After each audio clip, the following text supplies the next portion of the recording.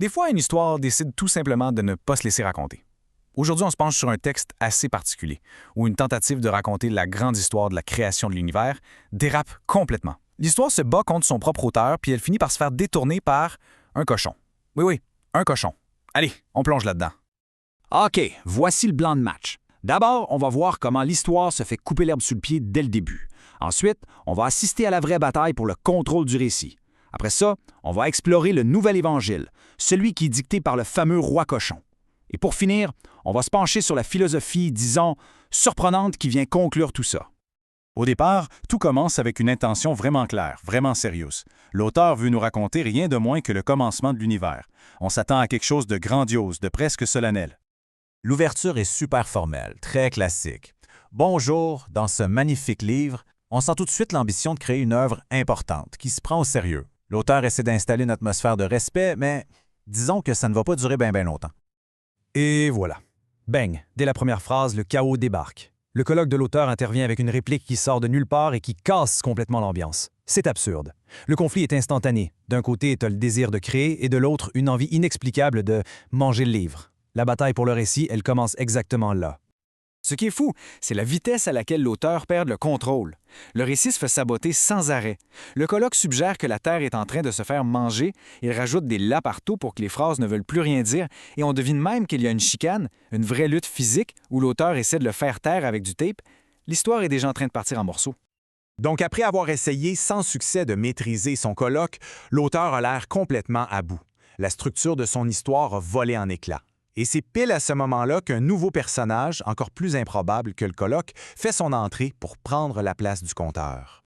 C'est le moment où l'auteur lâche le morceau, la capitulation. Après 2 jours de guerre de tranchées narratives, il n'en peut plus. Son coloc lui lance une idée complètement folle. Pourquoi on ne laisserait pas son cochon raconter l'histoire? Puis, chose incroyable, l'auteur accepte. Le récit est maintenant officiellement entre les mains d'un animal. Et qu'est-ce que le cochon a à nous dire? Ben ça. Une suite de symboles, de chiffres et de lettres qui n'a absolument aucun sens. C'est l'absurdité à son état pur. Le texte qui se voulait si clair, si important, est remplacé par du charabia visuel. On vient de monter d'un cran dans la déconstruction. Mais attendez une seconde. Il y a une traduction. Et c'est là que ça devient génial. Ce ramassis de symboles est en fait interprété comme une nouvelle genèse. Un mythe de la création où les forces primordiales, c'est pas le vent, le feu ou la terre. Non. C'est des concepts beaucoup plus agressifs. Le point important ici, c'est que le cochon ne fait pas juste parler, il propose une toute nouvelle vision du monde. Et ça résume parfaitement le conflit. D'un côté, on a la vision classique, presque poétique de la création du monde. De l'autre, on a une vision brutale, chaotique et centrée sur les cochons. L'histoire originale n'est pas juste interrompue, elle est carrément parodiée et remplacée par son contraire le plus grotesque. Bon, c'est officiel.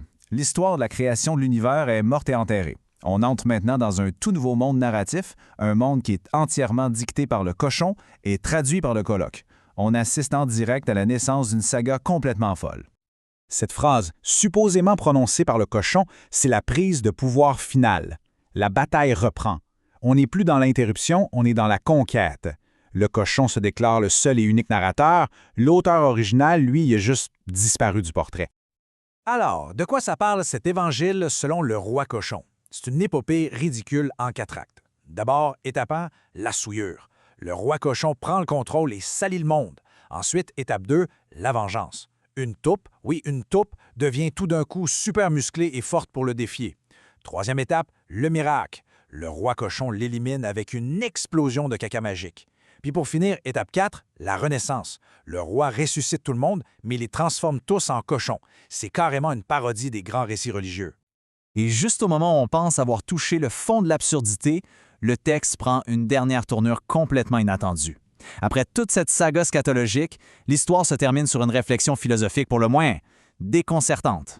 Et voilà la morale de l'histoire. Après tout ce chaos, cette bataille pour le contrôle, ces histoires de taupes musclées, le texte se termine sur une note super cynique sur l'humanité.